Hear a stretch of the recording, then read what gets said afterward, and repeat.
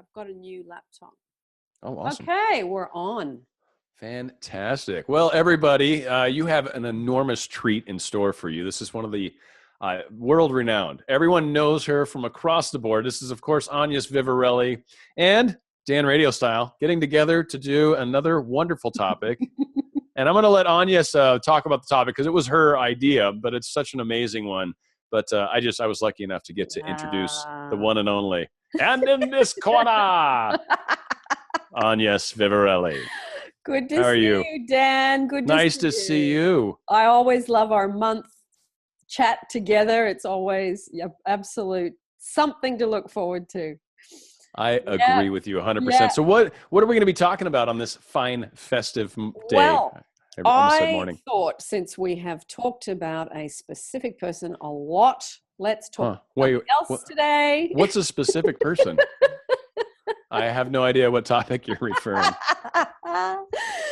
Let's talk about meaningful, satisfying work. Oh, wow. That's an amazing thing. Yeah, I think a lot of people, one, don't have it. And I did a live YouTube today, and quite a few of the questions popped up about, can you talk about work? Can you talk about dream work? Can you say anything about that? And I thought it is such a big topic that a lot of people are not doing what they want to do. They do something for money and then they do the fun stuff on the side. And part of self-love is looking at how you betray yourself doing unmeaningful, unsatisfying work just to get money.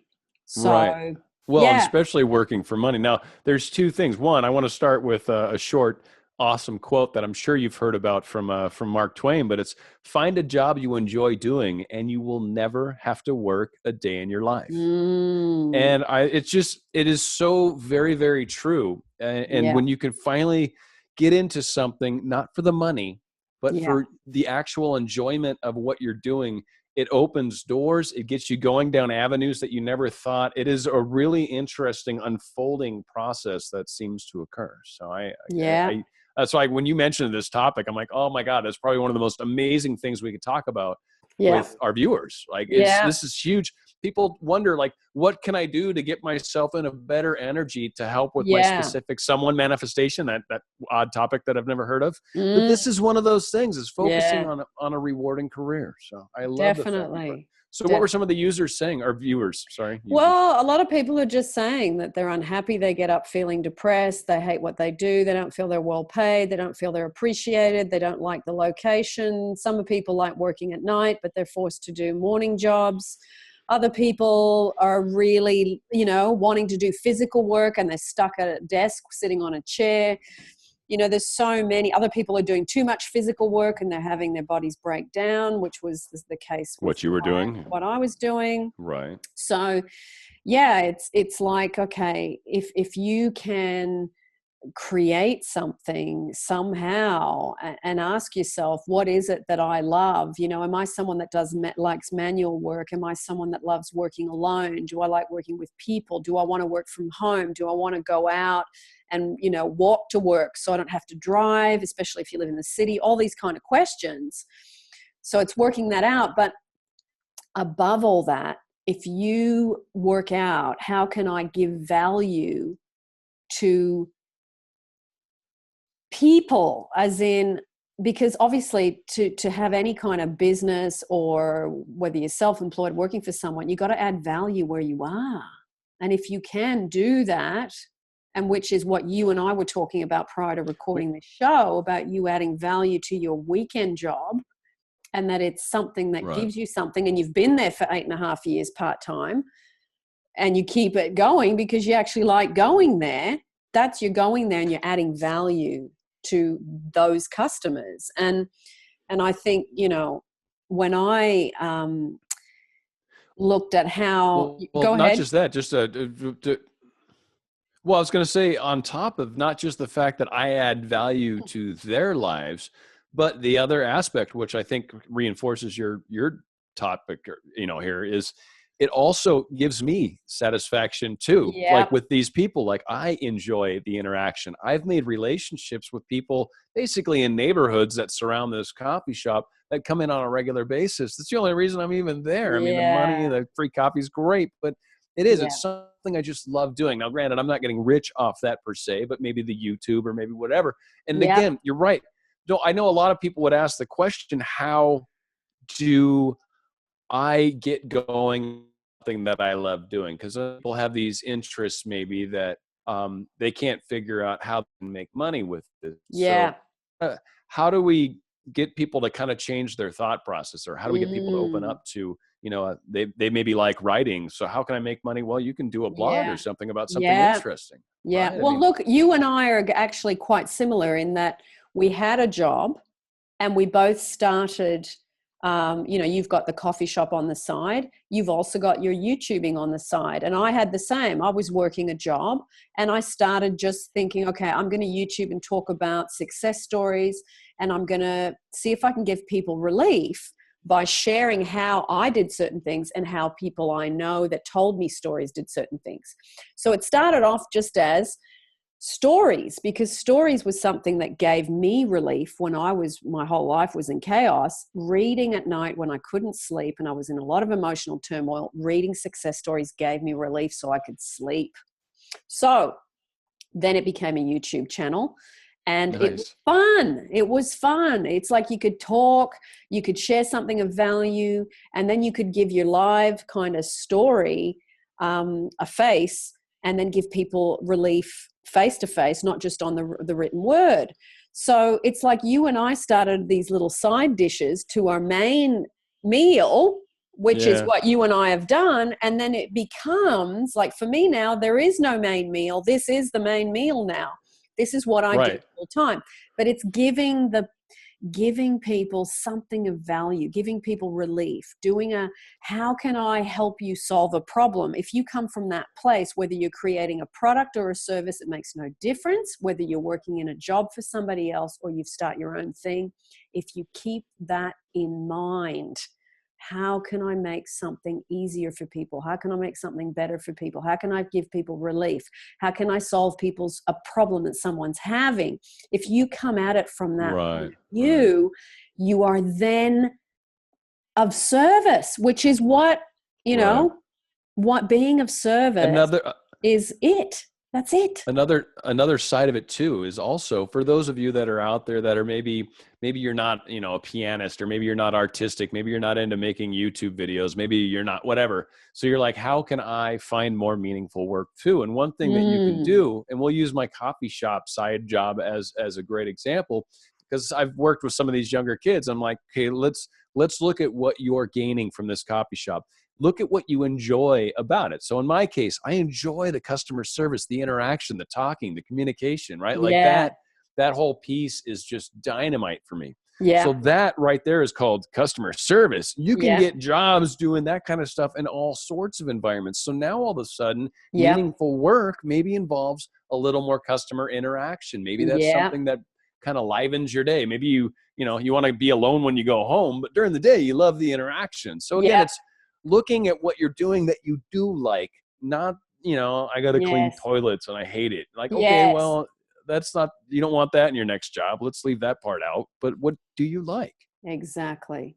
Yeah. I think that's so, and the thing is, it's about stopping seeing what you can get from things and seeing what you can give to things. Yeah. And that's again where it comes back to, when you start living in such a way where you're giving to others, you actually will find that you get this bitch and receiving thing that starts to happen that is so awesome that it starts to cross feed. It starts to like resonate with itself. And that's why I like helping people, because they in turn are then really nice to me too. Like I get back what I give to them. And that's what law of attraction talks about. Neville Goddard's like, it's that reflection on us, right? Like what we're sending out and creating is the reality that we're creating for ourselves. It's no different with work. It's no different and this is the thing. You and I have talked about a specific person so much on these. What is this topic you keep bringing up? I have. But, it's that thing, whether you're giving instead of getting there, or you're giving or getting here in this particular. Oh, my goodness. It's the right? same thing. It makes And no it's the same difference. thing with a boss too, right? Like, Yeah. are you a giver or a taker? Because Yeah, even in exactly. an employment situation, when you start giving more, you now suddenly become more favorable to your boss. And now all of a Yeah. sudden you're getting promotions that you weren't getting before. Now all of a sudden your Yeah. affirmations of more money are starting to come to Yes. fruition. Yeah. It really is Exactly. about what we give out. I mean, we talk about it with the Yeah. specific someone topic. I don't even know what that is. And we keep we keep going down that, but it really is these same. Yeah. We sound like a broken record. Everyone's But like, it's well, the I know same I'm doing thing. self affirmations, I'm doing this, I'm doing this. Like, well, are you? Yeah. Because that Yeah. stuff's amazing and it works with everything. More It money, works more with job, more everything. car, more whatever. More everything. Yeah. It's all Right. about, and it's giving from that place of having your foundation of self-love, your foundation of your cup half full instead of half empty. It's Yeah. about really having that in place, and then you give from that place. But you must, look after yourself first. It's got to Well, be it's that you're full up to be able to give. absolutely. And it's still that whole situation where, are we letting the little speed bumps in life derail us? Are we Yeah. letting that person said this thing, and then the whole day we bitch about it, and it's like, oh man, no. So you've ruined your energy for a whole day because one person challenged you with, a 10-second Yeah. remark. So it's Yeah. the same with our specific someone, that it's this, when they Yeah. do something, they don't respond back quick enough on the text message, or they don't. Yeah. They've posted a picture of their friend on Facebook, and you're like, I bet he's dating her. You whore. It's like, Yeah. come on, man, we bad. And we've got to learn to try to get through those bumpy moments Yeah. and smooth it out a little quicker. So, Yeah, for sure. And the better you get at doing that, the more smooth the journey is, because you're not doing that right. where you're pulling in other things that are negative, and then you got to try and focus your way out of that too. But yeah. Right. And it's not the same thing as most of us. And that's why we're brought up meaningful work, because we Yeah. spend 8 hours a day. So even if you're married and you go home to your wife, you sleep for roughly 8 hours. You're basically at home getting ready and driving around for 8 hours, and you're Yeah. working for 8 hours. Like, that's a huge chunk of your day is spent doing this work Yep. thing, we call it. So Yeah. make it meaningful, make it Make something it you meaningful. enjoy. Yeah. And really, like we were talking about, I think finding a way to figure out what it is that I actually enjoy, because this is the question I keep hearing from the comments in the video, like, well, how do I figure out what I want to Yeah. do? And first off, I'll point to them at this time in the video. I'll be like, all right, so at 14 minutes, Yeah. listen. Yeah. But yeah, no, it's Yeah. that, what do you enjoy doing? What do you like about your job? What if you imagined how your job would be perfect? Like, what would be the things you would add to it? What are the things that you should have to it? Yeah. Yeah, for sure. And also sometimes if you can't find that many things, you can also look at all the things you don't like, and it'll probably be the opposite of those will be the things you like about the next job. Oh, there you go.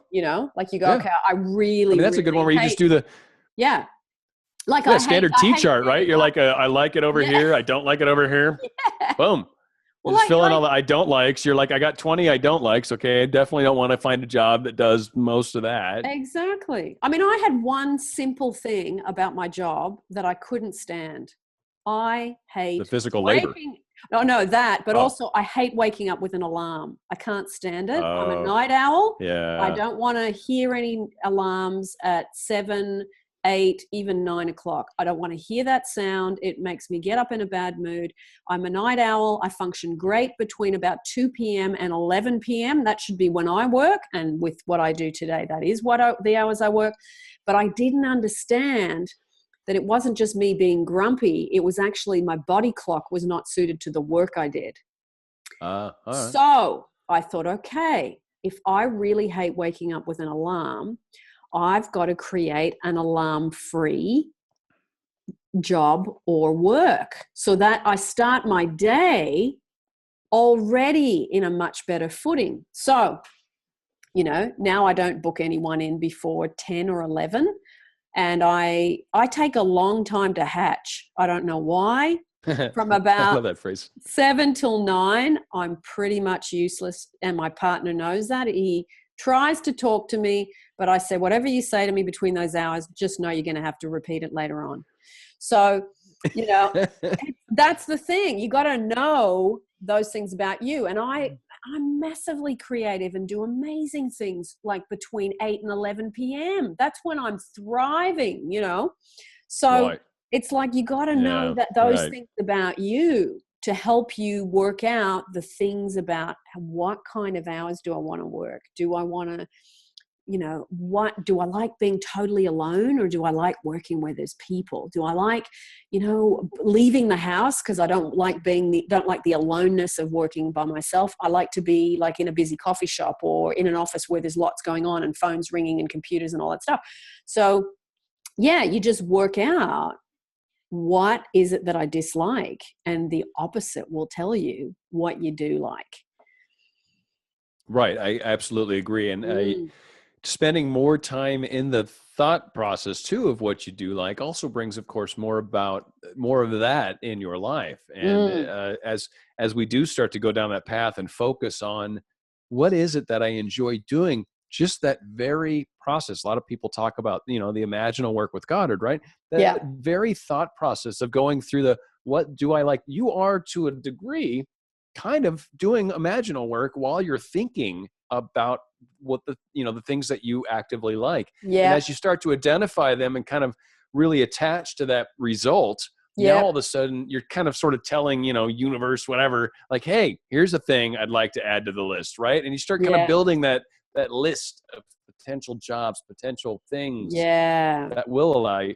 And again, like you, I mean, me, I wake up all sorts of weird hours. I've worked overnights. I've worked, you know what I mean? Like sleep is like a weird thing to me. Alarms, there are annoying alarms, by the way, but there are some that I've found that are very gentle and just brush you nicely, just like just a whispering on the side there. You're like, oh yeah, I'll wake up now. That's fine. That's still. Are you a morning person? And so yes, I kind of am. I would, but so by the way, it's funny because I've dated someone just like you in the morning. That was awesome because I'm very, oh hey, good morning, how are you? You know, Mr. Chatty Catty, and yeah, exactly. And I learned, I'm like, oh no, we will wait, and it's literally like, it'll be 9:02 though, and I'll be right like, so you said 9, and I'm hi, good morning, sweetie. You know, like So it's and then that's kind of where there was that like that love and hate moment where they're like, all right, I did say 9. All right, I'll be nice now. I'll stop being a lion, you know. But, it is. It's fun. It's part of the joy of relationships. I love that stuff. Yeah. And it's often you get one of you and one of me that go together. There's never 2 of me or 2 of you that get together. No. Well, you guys would just sleep all day maybe, or, you know, and like be like, you wake up at 5 p.m. You're like, all right, let's get serious about stuff. Yeah. You know, and like no one. We're so nocturnal. Awesome. We're nocturnal. Yeah, exactly. Right. Yeah. That is true. I used to be like that too, and I miss those days. And it's funny as I've my whole life, just depending on how, like, jobs, really, it's typically all around the jobs. I mean, exactly. Working overnights. I used to walk, and I remember I lived in Tennessee at one point, and it was all places like it was horrible. But I'd get off work at like 2, 3 in the morning, so I'd walk around the neighborhood at night. Wow. And I had a cop pull me over one time. Like, he's just like, what are you doing, boy? And I'm like, walking. He's like, why? And I'm like, exercise? Like, it's like something you guys probably don't do out here, y'all. So yeah, it was just strange. Never could get used to that kind of stuff. So yeah, I've always adapted to my environment, and there you go. Same thing with you. Yeah. Nice. Why? Any other like main questions that hop out at you about the meaningful work concept that we kind of brought up?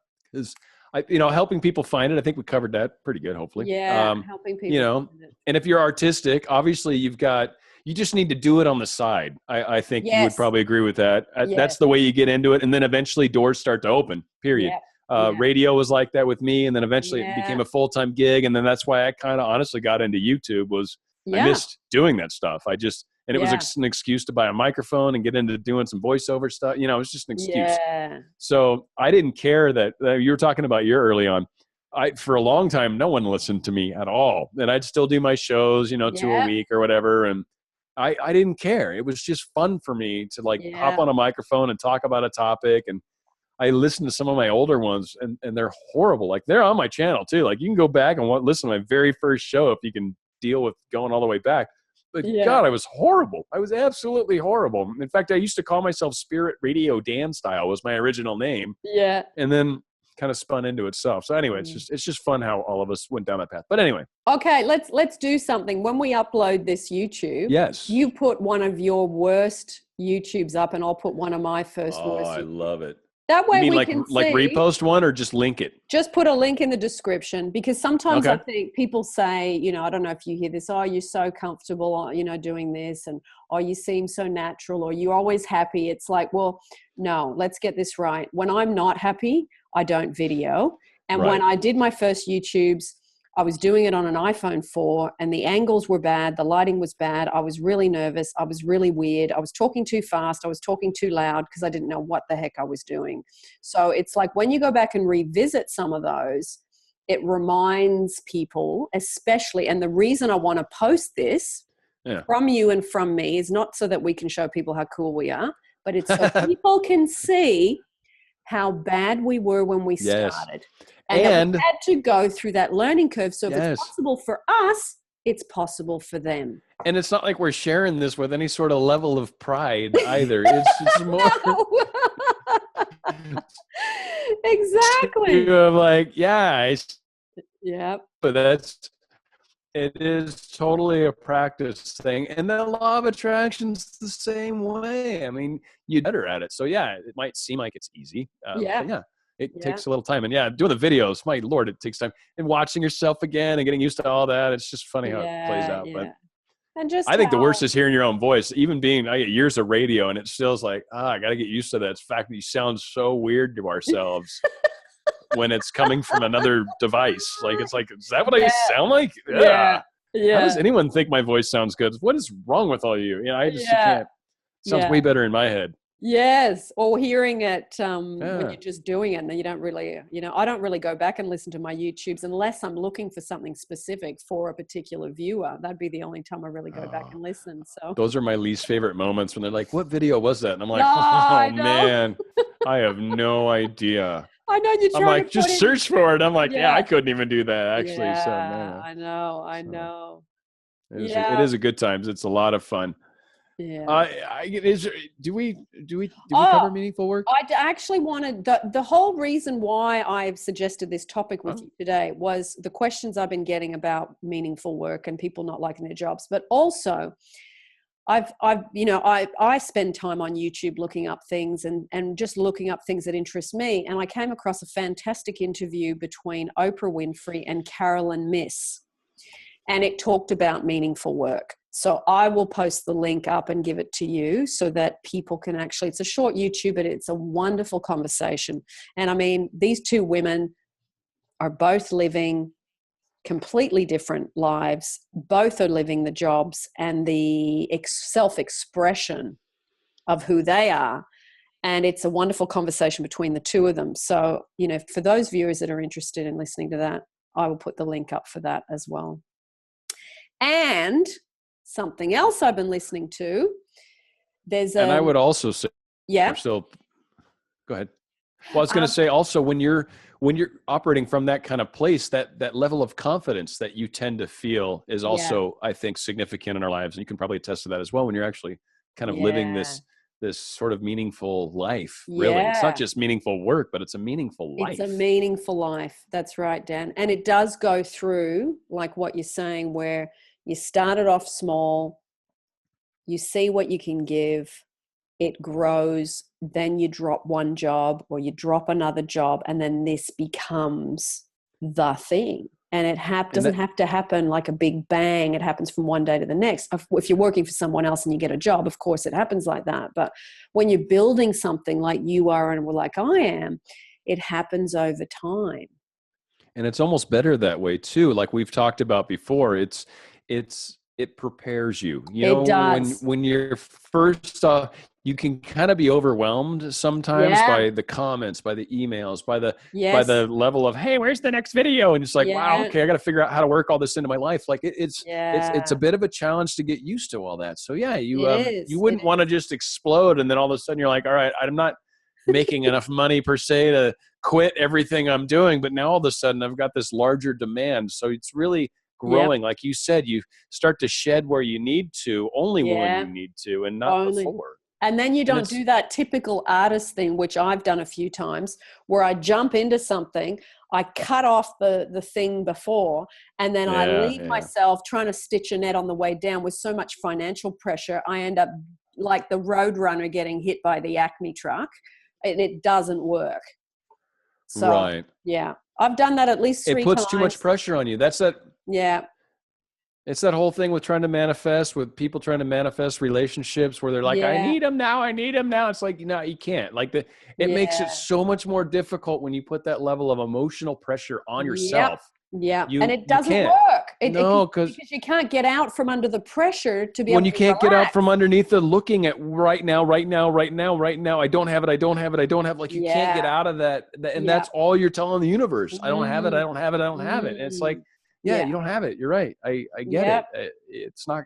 And the only thing I can think to tell people when they're in that rut is like, it's not going to happen immediately. Like you got to step back from that whole level of thinking. And it's the same with everything we do in our lives. When we expect things too quickly, you're almost not prepared for the level of success, maybe the level of fame. There's a huge side to this, by the way. And Agnes, you can certainly claim this. Even when I was in radio and I was somewhat famous, like, you got to be really careful how you handle that, because you suddenly start getting attention that maybe you didn't before in your life. It can affect you in ways that support. So again, there's just many sides to the whole, especially the YouTube stuff.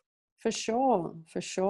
And also, Dan, it's about boundaries of how much, like you say, you said I'm only one person. You're giving. I've burnt myself out giving too much in the past, because people are like, they're on Messenger, they're on the bloody here, they're there. I've asked them not to do it on Messenger. They still cut into my Facebook, my personal Messenger. I know I can probably change the settings. Have I done it yet? No, that's my responsibility. But it's that thing. People are trying to get help because they want relief. And I've got, like you, I've got commitments. I've got my mum I look after. I've got my partner I want to spend time with.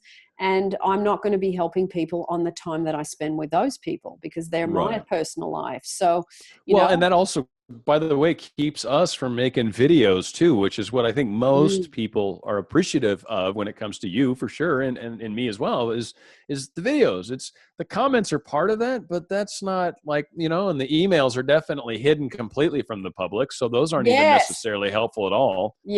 So really the videos, when we are being taken away from that for any reason, that's, that's keeping us away from part of what we're trying to also build. To make ourselves successful doing meaningful work for ourselves. Meaningful work. Exactly. Yeah. I remember reading one of the best books I've read about work, and it sounds like it talks about money on the title. It's called The Science of Getting Rich by Wallace Wattles. I have it in my car now. I've read it 2 or 3 times. It's a great book. We'll have to link that for sure. Yeah. But for sure. But do you remember, Dan, where he talks about, rather than you've got to give more value than the money people pay. So he gave an example of rather than giving someone some meat, as in he'd shot an animal and he gives them the meat, he, instead of selling them that, I think his example was to sell them a rifle, so that they could kill their own meat over and over and over again. So the cost of what the person sold the rifle for was way, way, way worth more to that person in value, because that person could spend their whole lives using it to create food for their families. So there was that wonderful example in that book about that. And it's like, if you can apply that principle, obviously that was a very old world example because the book's very old, and but if you bring that into 2017, how can I give more value than the money that I'm asking? Or if I'm working for someone, how can I give more value to my job, to my boss, than the money that they're paying me? If you come at it from that principle, you will always have the opportunity to advance and for people to try and headhunt you because you are coming from that giving place. So I love that part of that book, and we will put the link to that book down below. Absolutely. It's the audio book on YouTube, actually. That's what I was listening to in the last Oh, how funny. Well, that also, it's the same adage as, give a man a fish, feed him for a day, teach a man to fish, feed him for a life. And it's that, again, what are you offering? And if you're offering to expand and make things bigger and better and more wonderful for who you're talking to or who your audience is, no matter what scenario, you're going to benefit and greatly rise through the ranks. As they call it, the creme de la creme, right? You're the part that's going to float to the top, and people will notice without you having to point it out. It'll stand out. And that's exactly a really important thing, having Isn't the that right funny? attitude. That we're both had, we didn't even talk about that, but that we're both talking about that book. You've got it in the car. That is hilarious. And literally, I was pulling some CDs out, and I sat down on top of it. I'm like, the book will be fine. Yeah, but it's a good friend of mine that I met through the coffee shop was the one that turned me onto that book quite a number of years back. And anyway, interesting history with that gentleman. And so a lot of really fun stuff. That was a great book, by the way. We'll definitely have to link it. Yeah. And it's like a short read too. It is. I think the audio book's only a couple of hours. And I thought, gee, the amount of information. And he repeats things at the end of every chapter. He summarizes, which means you get to go over it.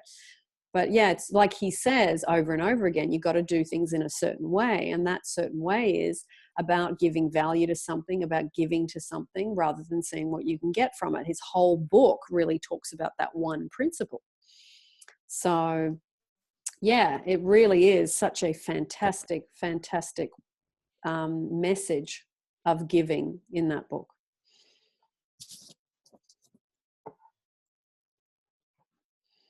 You a bit stuck, Dan.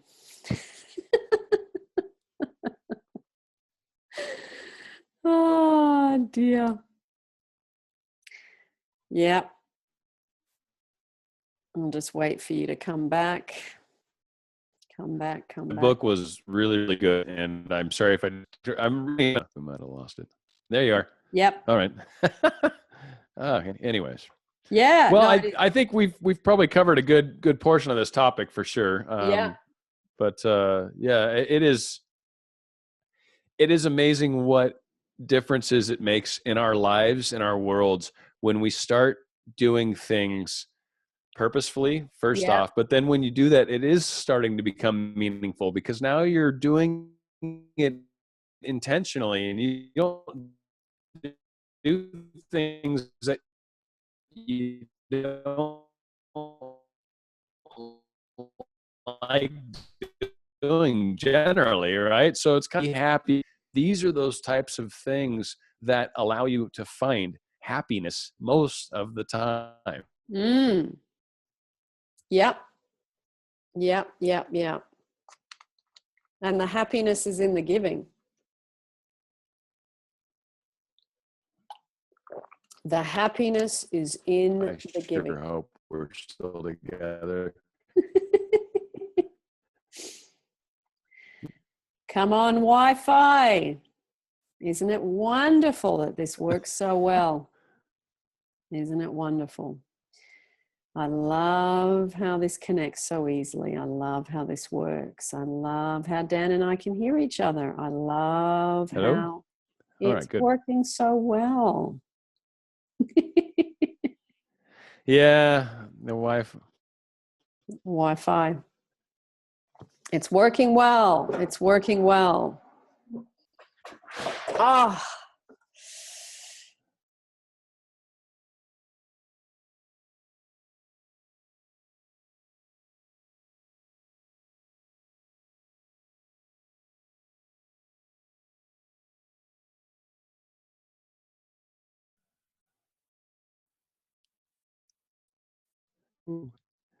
Kumi. You there? Hello? Yeah. Yes. Okay, we're back in. Yes. Sorry. Oh, dear. Oh, you hear me? It's low. It's not happy with you. Yeah, I can. It's saying your network bandwidth is low. It's not happy with your it's not happy connection. With mine. Oh, okay. No, I got broadband over here. It better not be mine. Yeah. I've got high-speed Wi-Fi. I don't know what's going on. Huh. Well, anyways, we did, I think, a pretty good show all in all. I'd be curious how these recordings come out. I think they're a little choppy in places, but oh well. It is what it is. It is what it is. But yeah, no, I appreciate doing the show with you. I'm going to cut the recording here as far as us. But, yeah, me too. And then we can chat a bit after. Yeah, make it easier. Yeah. Okay. Less pressure, you know.